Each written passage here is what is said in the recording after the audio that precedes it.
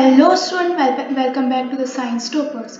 आज हम स्टार्ट करने जा रहे हैं केमिस्ट्री क्लास 12 चैप्टर 2 का पार्ट 2, जो कि है vapour pressure of liquid solution. सबसे पहले हमें पता होना चाहिए कि वेपर प्रेशर क्या होता है।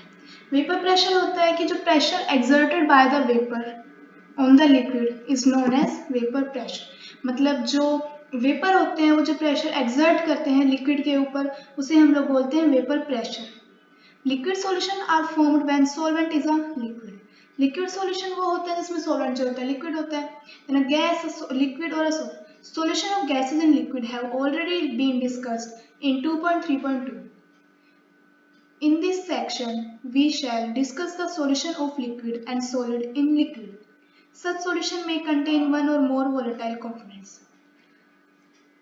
Generally, the liquid solvent is volatile. The solute may or may not be volatile. We shall discuss the properties of only binary solution, that is, the solution containing two components, namely the solutions of liquid in liquid and solid in liquid. 2.4 में हम लोग पढ़ने जा रहे हैं, तब हम solid और लिक्विड को लिक्विड के अंदर डिसॉल्व करेंगे। मतलब जो सॉल्वेंट होगा वो लिक्विड होगा, और हमें पता होना चाहिए कि जो सोलेंट होता है वो ज़्यादातर वोलेटाइल होता है, और जो सोल्यूट हम ऐड कर रहे हैं उसके अंदर वो नॉन वोलेटाइल होता है। और इसमें हम सिर्फ बाइनरी सॉल्यूशन लेंगे, दैट मीन्स जिनके अंदर दो कंपोनेंट्स हो, एक सोल्यूट हो और एक सॉल्वेंट हो। तो हम स्टार्ट करते हैं vapour pressure of liquid solution. Let us consider a binary solution of two volatile liquid, namely two components S1 and 2. हम एक बाइनरी सॉल्यूशन ले लेते हैं जिसके अंदर दो वोलेटाइल लिक्विड है, जिनको हम ले लेते हैं component 1 और component 2. When taken in a closed vessel, both the components would evaporate and eventually an equilibrium would be established between vapor phase and the liquid phase. तब हम इन दोनों लिक्विड को एक क्लोज वेसल के अंदर रखेंगे तो जो कंपोनेंट्स होंगे वो इवेपोरेट हो जाएंगे और इक्विलिब्रियम जो है वो एस्टेब्लिश हो जाएगा उनके बीच में, वेपर फेज और लिक्विड फेज के बीच में। Let the total vapour pressure at this stage be P total. हम मान लेते हैं कि कंपोनेंट 1 और कंपोनेंट 2 जो है उन दोनों का वेपर प्रेशर मिला के यहाँ पे पी टोटल है, और P1 और P2 जो है वो पार्शियल प्रेशर है कंपोनेंट 1 और कंपोनेंट 2 का। These partial pressures are related to the mole fraction x1 and x2 of the component 1 and 2. और जो component 1 और 2 है वो जरूर कुछ मोल फ्रैक्शन होगा उनका, तो component 1 का मोल फ्रैक्शन है x1 और component 2 का मोल फ्रैक्शन है x2। तो हम एक बार इसको दोबारा देख लेते हैं। तब हम एक बाइनरी सॉल्यूशन लेते हैं जिसमें दो वोलेटाइल लिक्विड होते हैं, नेमली component 1 एंड component 2। तब हम उन दोनों component को एक क्लोज वेसल के अंदर लेते हैं, तो दोनों कंपोनेंट जो होते हैं वो इवेपोरेट होते हैं और फिर एक स्टेज आती है तब इक्विलिब्रियम एस्टेब्लिश हो जाता है वेपर फेज और लिक्विड फेज के बीच में।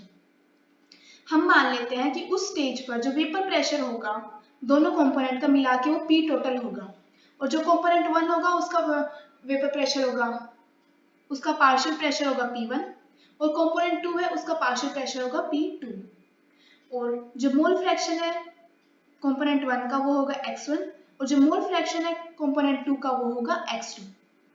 The French chemist Francois Martin Reaux gave the quantitative relation between them.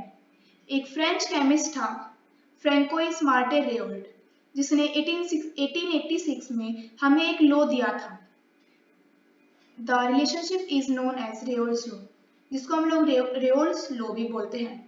Which states that for a solution of volatile liquid, the partial pressure of each component of the solution is directly proportional to its mole fraction present in solution. Raoult's law हमें बताता है कि अगर हम कोई एक solution ले रहे हैं वोलेटाइल लिक्विड का, तो उसमें जो पार्शियल प्रेशर होगा जितने भी कंपोनेंट हैं वो डायरेक्टली प्रोपोर्शनल होगा उनके मोल फ्रैक्शन के सॉल्यूशन के अंदर ही। और हमें ये पता होना चाहिए जो कंपोनेंट 1 और कंपोनेंट 2 है वो लिक्विड के अंदर मोल फ्रैक्शन एक्सर्ट कर रहे हैं x1 और x2, और जो वेपर फेज है उसके अंदर एक्सर्ट कर रहे हैं y1 और y2। सो हम देखते हैं, thus for component 1 P1 is directly proportional to x1. Raoult's law से हमें पता चल गया P1 जो होता है वो डायरेक्टली प्रोपोर्शनल होता है x1 के, and P1 is equal to P1 nought x1।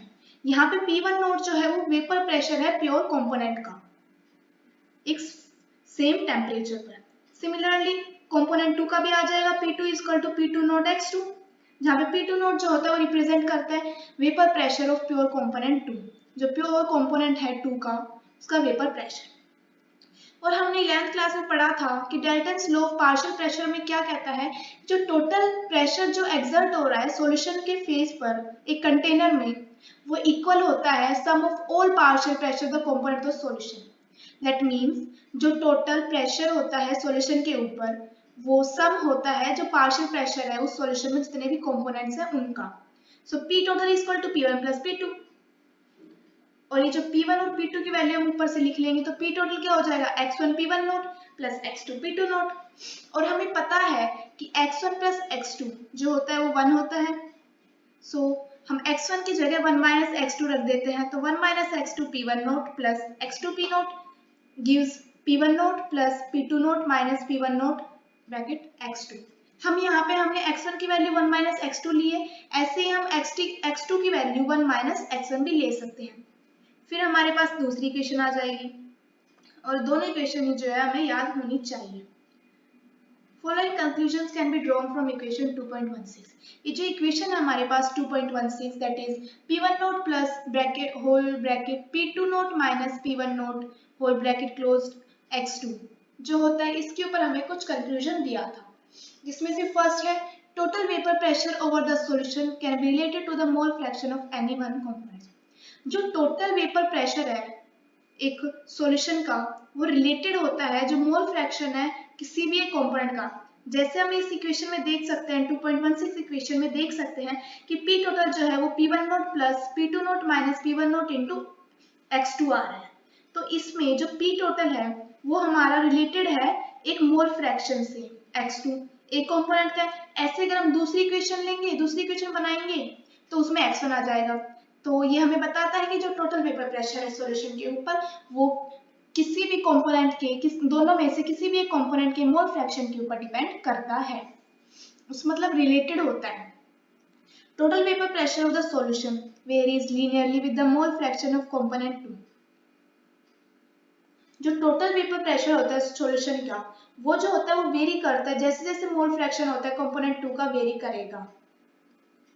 Third, depending on the vapor pressure of the pure component 1 and 2, total vapor pressure over solution decreases or increases with the increase of the mole fraction of component 1.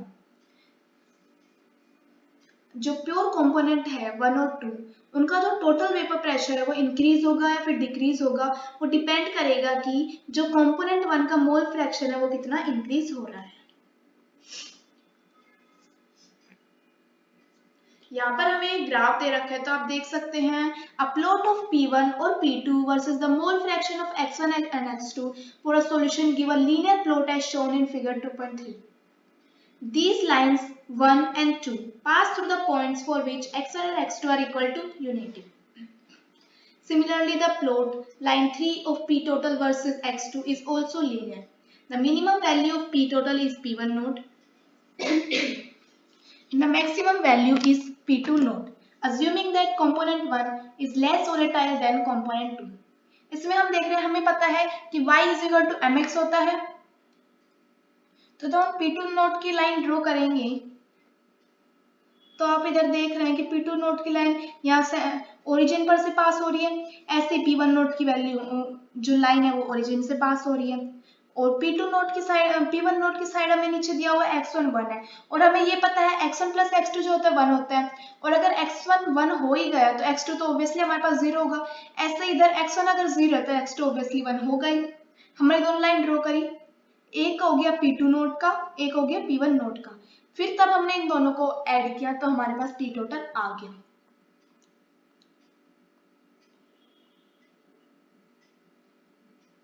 और ये हमें बताया गया Dalton's law of partial pressure से कि हमने जो vapour phase है, हमें पता है जो वेपर फेज है उसके अंदर जो मोल फ्रैक्शन है कंपोनेंट 1 और 2 का वो y1 और y2 है। तो जो रेयर्स लॉ है उससे हम लगा सकते हैं P1 जो होगा Dalton's law of partial pressure से हमें पता है P1 जो होगा वो y1 P टोटल हो जाएगा और P2 जो होगा वो y2 P टोटल हो जाएगा। तो जनरली हम कह सकते हैं Pi is equal to yi P total, जिनमें से I जो होती है वो वैल्यू होती है कंपोनेंट की, ज़्यादा इंपॉर्टेंट नहीं है ये। इसके बाद ये एग्जाम्पल है, ये आप एक बार देख लेना। अब हम पढ़ते हैं Raoult's law as a special case of Henry's law. मतलब रेओल्ड्स लॉ जो है वो हेनरीज लॉ के लिए क्या कैसे स्पेशल केस है। According to Raoult's law, the vapor pressure of the volatile component in a given solution is given by P1 is equal to x1 P1 note. हमें पता है रेओल्ट्स लॉ क्या होता है एक कंपोनेंट के लिए, Pi is equal to xi Pi note. In the solution of a gas and a liquid, one of the component is so volatile that it exists as a gas, and we have already seen that its solubility is given by Henry law, which states that P is equal to KHX। सो हम देखते हैं, हमें पता है कि जो रेओल्ड्स law होता है वो क्या होता है, Pi is equal to xi Pi nought, और जो हेनरीज लॉ होता है वो क्या होता है, P is equal to KHX। So ये दोनों जो इक्वेशन है वो एक दूसरे से रिलेटेड है, बस डिफरेंस किस चीज का है कि हेनरीज लॉ में KH है और रेओल्ड्स लॉ में xi है, सॉरी Pi नोट है। सो रेओल्ड्स लॉ जो है वो कैसे स्पेशल केस है हेनरीज लॉ का कि Pi नोट जो है वो KH की डिफर कर रहा है।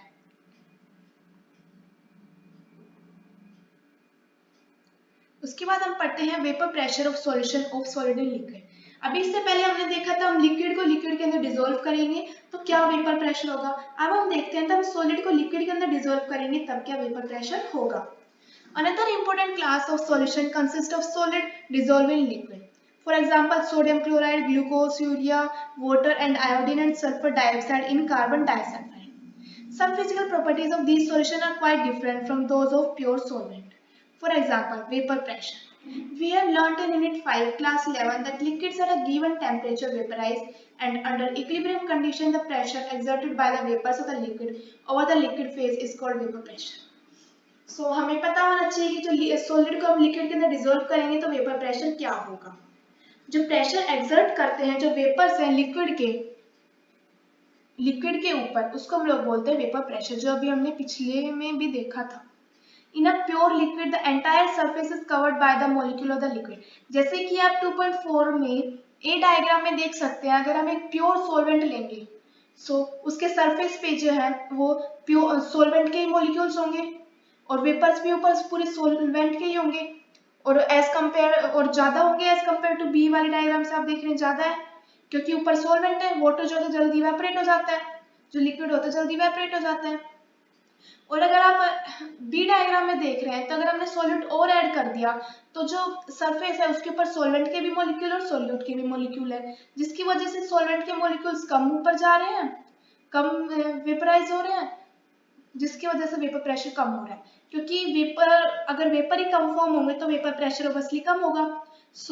ए वाली जो डायग्राम है जो प्योर सॉल्वेंट है उसका ज्यादा वेपर प्रेशर होता है as compare to solution. The vapor pressure of the solution at a given temperature is found to be lower than the vapor pressure of the pure solvent at the same temperature। यहाँ पे लिखा हुआ जो मैंने आपको बता दिया है, in the solution the surface has both solute and solvent molecules। क्योंकि आप बी डायग्राम में देख सकते हो कि सोल्यूट और सॉल्वेंट दोनों के मॉलिक्यूल्स है सरफेस के ऊपर, सो मॉलिक्यूल्स गेट्स जो तो सॉल्वेंट के मॉलिक्यूल्स रिड्यूस हो जाएंगे सरफेस पर, consequently the number of solvent molecules escaping from the surface is correspondingly reduced। That means जो सॉल्वेंट के मॉलिक्यूल्स जो इवेपोरेट हो रहे हैं वो भी कम इवेपोरेट होंगे, thus the vapor pressure is also reduced, जिसकी वजह से अगर वेपर ही कम हो रहे हैं तो वेपर प्रेशर तो ऑब्वियसली कम ही हो जाएगा। The decrease in the vapor pressure of solvent depends on the quantity of non-volatile solute present in the solution। जितना डिक्रीज होता है वेपर प्रेशर जो सॉल्वेंट का होता है उसमें वो डिपेंड करता है कि हमने कितना नॉन वोलेटाइल सॉल्यूट उसके अंदर ऐड किया है, इरेस्पेक्टिव ऑफ इट्स नेचर, जो कि उसके नेचर के ऊपर डिपेंड नहीं करता, सिर्फ उसकी क्वांटिटी के ऊपर डिपेंड करता है। ये एग्जांपल है, ये आप पढ़ लेना, एक ज्यादा इंपॉर्टेंट नहीं है। उसके बाद आता है Raoult's law in its general form can be stated for any solution the partial pressure of each volatile component in the solution is directly proportional to its mole fraction.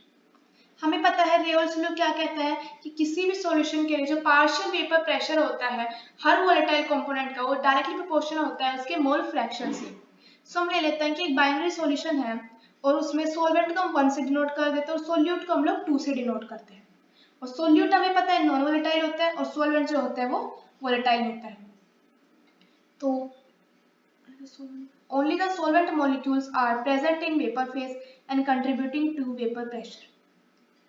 Let P1 naught be the vapor pressure of the solvent, X1 be its mole fraction, P1 naught be its vapor pressure in the pure state, then according to Rayleigh law. अगर हम अभी binary solution ना ले, pure solvent लेंगे, तो हम मान लेंगे जो प्योर सॉल्वेंट है वो जो प्रेशर एक्सर्ट कर रहा है, जो उसका वेपर प्रेशर है वो P1 नॉट है, और हम उसके जो प्रेशर उसको P1 मान लेते हैं, और जो मोल फ्रैक्शन है वो x1 नोट मान लेते हैं। तो रेयल्स लॉ के अकॉर्डिंग क्या हो जाएगा, P1 is directly proportional to x1, so P1 is equal to P1 nought x1। P1 nought क्या है, जो वेपर प्रेशर है प्योर स्टेट में सॉल्वेंट का। The proportionality constant is equal to the vapour pressure of pure solvent P1 nought. A plot between the vapor pressure and the mole fraction of solvent is linear, figure 2.5। आप देख रहे हैं इसमें, अगर हम जो प्योर सॉल्वेंट लेंगे तो जो फॉर्मूला होता है y is equal to mx से, उसकी वजह से जो लाइन जो है ये बिल्कुल स्ट्रेट जाएगी और ओरिजिन से पास होगी। So thank you for seeing this lecture.